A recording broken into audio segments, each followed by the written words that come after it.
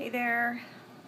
Well, I recently uploaded a video, which is a clip of a larger video. It's a clip from my Part 5 of 5 Diagnosis Diary video that really shows the relief and the happiness that I felt after getting my diagnosis for PDD-NOS, which is basically very similar to Asperger's. It's an autism spectrum condition. And you can see from that video just the level of gratitude and relief I felt, and it was just such a weight lifted after years of trying to figure out like what was going on with me and all the different challenges that I have, to finally have a name and to just understand. I think I had a lot of shame lifted, I think I spent a lot of time telling myself that I was bad and wrong and defective and trying to change myself to be something that I'm not. And I've worked so hard to try and cope and manage and understand people and communicate. So it just felt really good, and I felt like it was the start of me really being able to love myself and accept myself. And regardless of what happens, I know that this is helping my relationship with myself. So now, as far as since then, it has been somewhat of a harsh reality.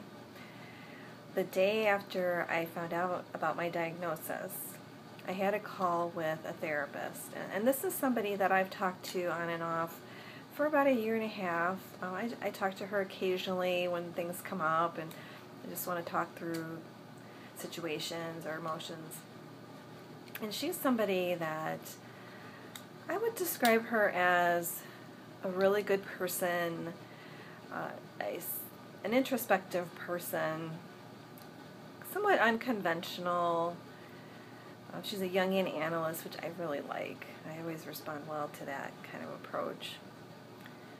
And she's helped me. I mean, I felt like I've really gotten some good guidance from her and different ways of looking at things. So, just to give you the background, she's a good person.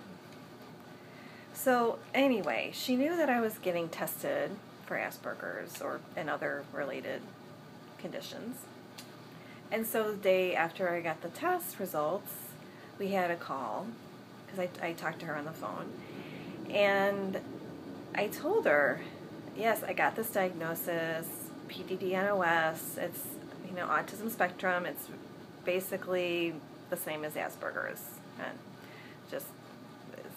yeah, I don't need to go into all those details in this video, but just to let you know what I told her, it's PDD-NOS, autism spectrum, basically Asperger's.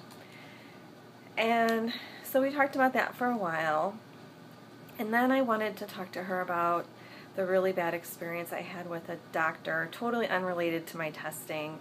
I shared about it, I think, in my Part 4 or 5 video. Yeah, I think Part 4 or 5, where this doctor just was so awful to me and just arrogant and condescending, and basically didn't even talk to me and just said, oh, my health problems are psychological, and he was argumentative and insulting. So I was telling her about this awful man and the effect that it had on me, which was extreme. I mean, I felt like I had just been beat up and dumped in a ditch. I had felt traumatized from this, but I was able to get my strength back and work through it, and I'm still planning on taking action to complain about the doctor and so forth. So, I'm telling her about this, how awful this man is, and she says, he sounds autistic.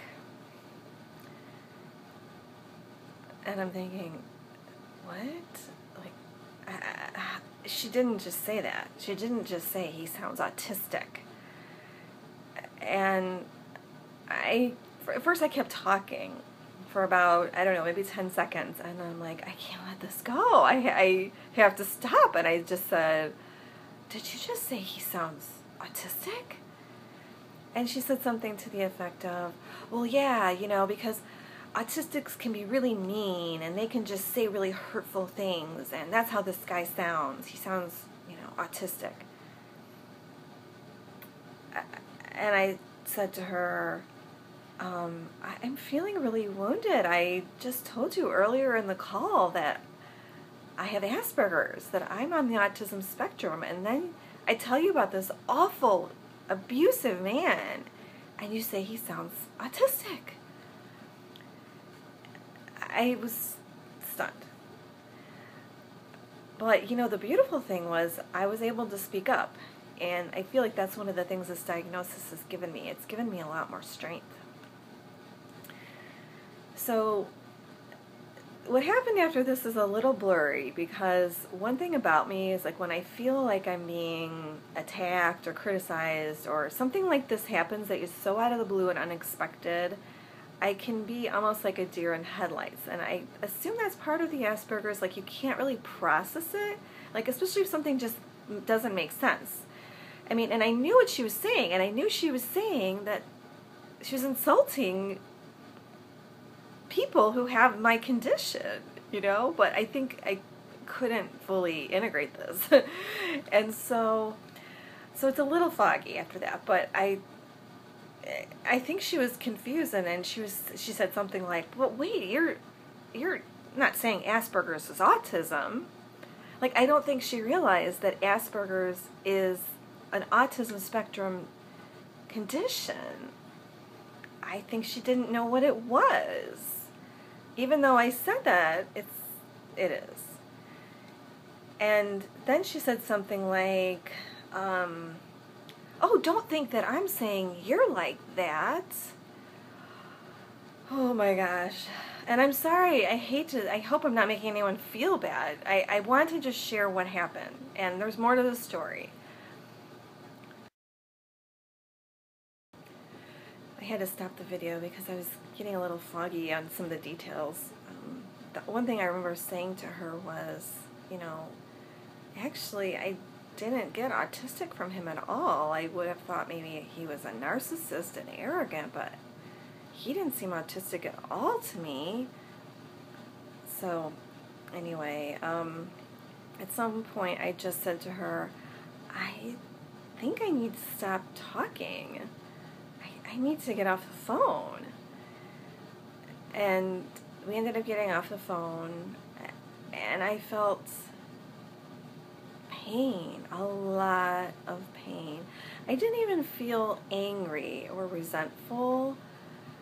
Here it was, a day after my diagnosis. I'm feeling so good and so relieved, and feeling all this love for myself and all this just relief. Oh my God. And then I thought, this is what I'm up against. Oh, and I just remembered, one of the things I said to her was, what really hurts is that you are representing what's out there for me. You are representing all the prejudice and misconception. So it's not even the pain of you saying it, but just the awareness of what I have to face. So anyway, within a short amount of time, I received an email from her, and it is probably the best. I'm not going to put words to it. Let me just read it for you. The subject is hard to find words. There can't be an apology that would be able to even touch the hurt I have done to you. I am deeply ashamed.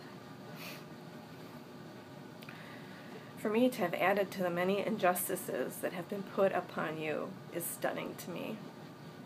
I have so much to find out about what you and others have been dealing with, but my hurtful and judgmental words are beyond my just needing information. I need to examine my heart for seeing my capacity for prejudice. Please do know I will be working on this for as long as it takes. You are an amazing person. I have ruptured our connection. I wish an apology could go deep enough to touch the hurt I have done. I truly wish you well. You are one of the brave ones. it's a beautiful email and heartfelt, and really, what more could you ask? That somebody can learn from the experience, and that, you know, she's committed to taking a look at not only her misinformation, but her prejudice. You know, I can only hope that this will change things moving forward. So, you know, for every person that we share these things with and we can somehow enlighten them, you know, it's just going to be a trickle effect. I can't say it's easy, and frankly, I have not at this point told more than like 6 people in my life, maybe, that I have this diagnosis. It's like a few weeks out from the diagnosis, and I'm not ready because there is so much ignorance, and even good people. I will try to do some more videos about that. I can't make this my job, that I'm going to teach everybody everything about Asperger's. All I'm going to do is try and share my own experiences in my life so that hopefully will make a difference.